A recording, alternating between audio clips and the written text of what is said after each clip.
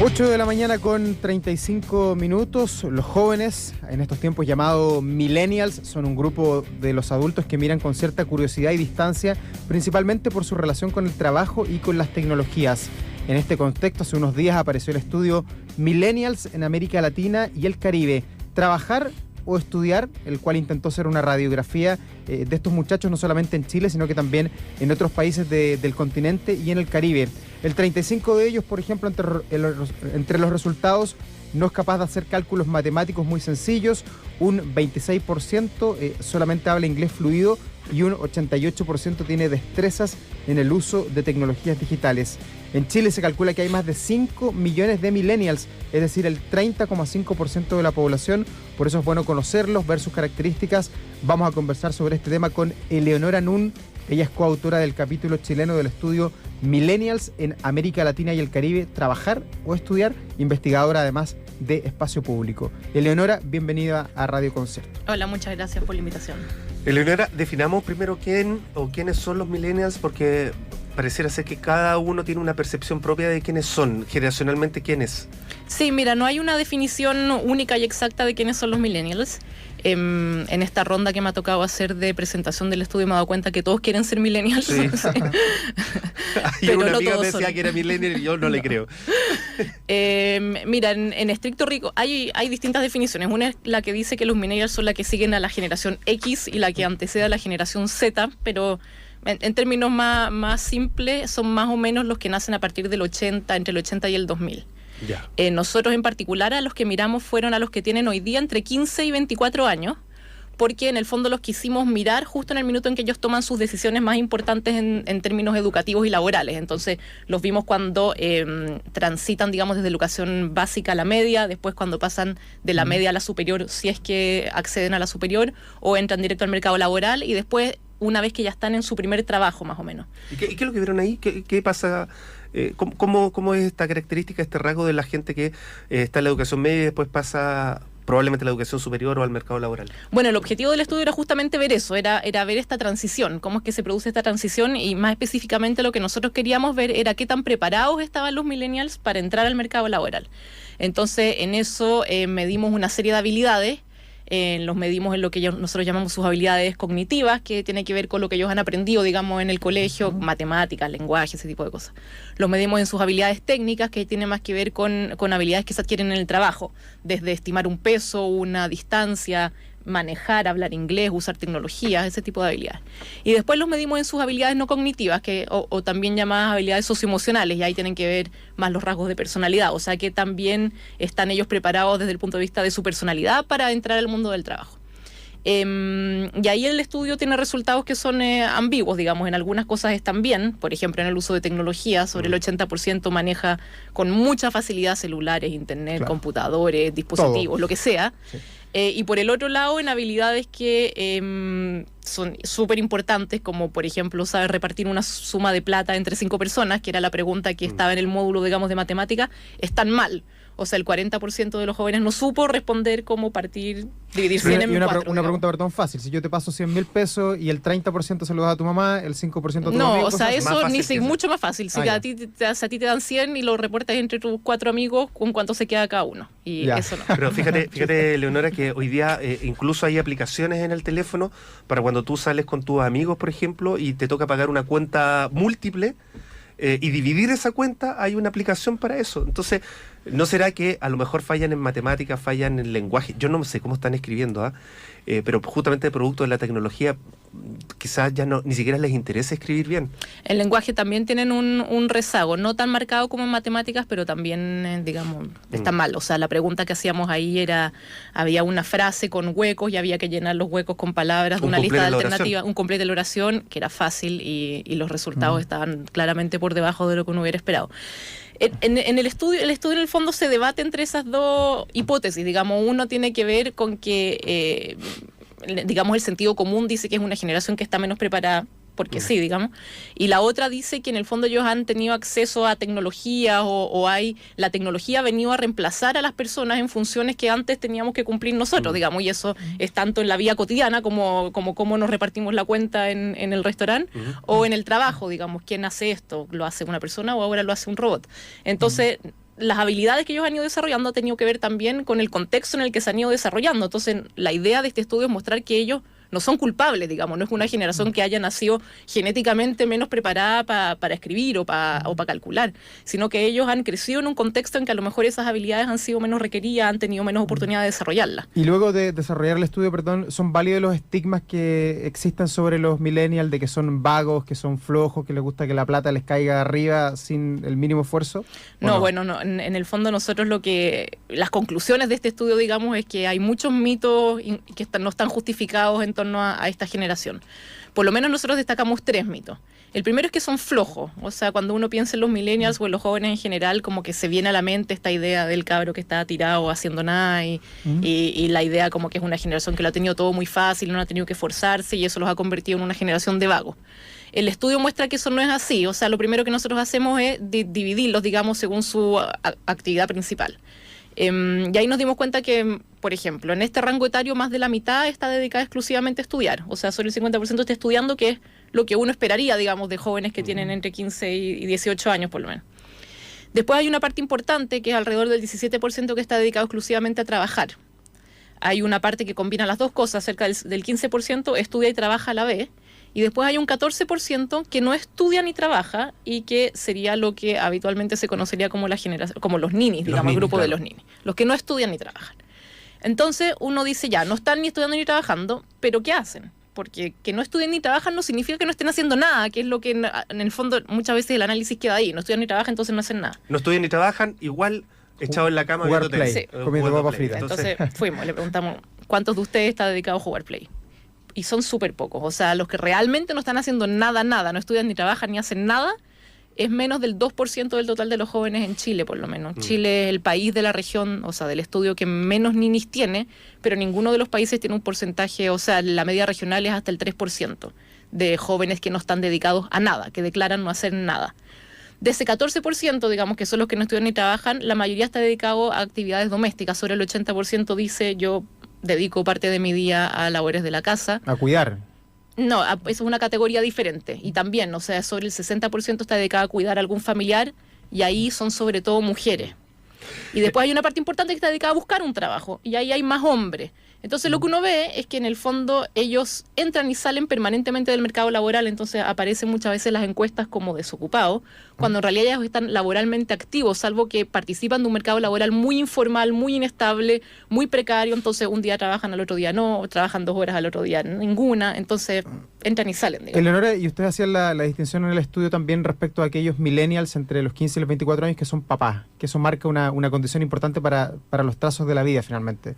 Sí, o sea, por ejemplo, la condición del ninismo está muy determinada por el embarazo adolescente, digamos, y ahí tiene mucho que ver con qué pasa con las mujeres que tienen un embarazo temprano y están obligadas, digamos, a suspender sus trayectorias educativas, sobre todo por quedarse en la casa cuidando a un hijo. Y lo que pasa es que esa mujer que se quedó en la casa cuidando a su propio hijo, termina haciendo muchas más cosas, o sea, cuida a su hijo, pero también cuida a la persona que está enferma, se hace cargo de la casa, va a buscar a los hermanos al colegio. Entonces lo que empieza a pasar es que cada vez se le hace más difícil a esa mujer que interrumpió esa trayectoria educativa reincorporarse o a sus estudios, digamos, para terminar el colegio o encontrar un trabajo, porque el que ella esté en la casa es lo que permite que otras personas de la casa salgan a trabajar. Entonces, mientras no haya un sustituto, digamos, a la labor que ella está cumpliendo, ella no va a poder salir de la casa. Entonces se va como perpetuando esta condición de exclusión de los sistemas educativos y laborales. En Mañana Será Otro Día conversamos con Eleonora Nun, que es coautora del capítulo chileno del estudio Millennials en América Latina y el Caribe, con este signo de interrogación, trabajar o estudiar. Investigadora además de espacio público. Estaba pensando que de alguna manera sí es una generación distinta bajo este designio tecnológico, que no le interesa aprender a restar y sumar, sino que le interesa usar la aplicación para tener el resultado. ¿No será una generación que también está esperando que haya algún cambio en el sentido de que probablemente la educación formal quedó atrás, no los interpreta? Es una generación que también se ha dicho que a la hora de buscar trabajo buscan otra cosa además del salario. Buscan, por ejemplo, salir un poco más temprano para poder hacer otras cosas o que le den un espacio para poder viajar, por ejemplo. Sí, bueno, lo que nosotros vemos es que hay un desacople, digamos, entre lo que el sistema educacional formal está entregando hoy día y las habilidades que se están demandando en el mercado laboral. Entonces ellos muchas veces llegan a buscar un trabajo con algún título, con alguna credencial educacional, y esa credencial o ese título no tienen relevancia, o no, al menos no tienen la relevancia que ellos hubieran esperado en el mercado laboral. Entonces, o ya sea porque las instituciones donde ellos han salido no son reconocidas como instituciones de calidad, o porque estudiaron carreras que en realidad tenían súper baja empleabilidad. El hecho es que muchas veces terminan en trabajos para los que están mal calificados o sobrecalificados, y eso les genera evidentemente una frustración, porque en el fondo ellos estudiaron una cosa o esperaban obtener un salario o esperaban trabajar en ciertas condiciones, y eso no es lo que ellos encuentran en el mercado laboral. Y ahí tiene tanto que ver con la preparación, digamos, que está entregando el mercado formal, el sistema formal de la educación, y también tiene que ver con los prejuicios que existen entre los propios empleadores respecto de los jóvenes. Sí. Porque llega un joven, se presenta a un cargo, y el empleador va a anticiparse a que probablemente este joven va a dejar la pega botada muy pronto, o no le va a interesar, o se va a querer ir a viajar, o va a trabajar un rato después. Está súper instalado eso, ¿eh? Está muy instalado, entonces lo que pasa es que no los quieren contratar, y cuando los contratan para pegas muy básicas, digamos, de muy baja responsabilidad. Sí. Entonces empieza a haber una suerte como de profecía autocumplida, porque le ofrecen trabajo por debajo de lo que ellos hubieran querido hacer, entonces obviamente al rato se aburren y terminan dejando la pega botada, y así es como se va retroalimentando como el prejuicio respecto de ellos. Pero lo que nosotros vemos cuando medimos estas habilidades que llamamos no cognitivas o las habilidades socioemocionales es que ellos tienen índices súper elevados de habilidades como la perseverancia, la autoeficacia, que es esta como capacidad de ponerse una meta y perseverar y idear un plan para cumplirlo, que se contradice con esta idea de que son súper irresponsables y a la primera van a dejar la pega botada.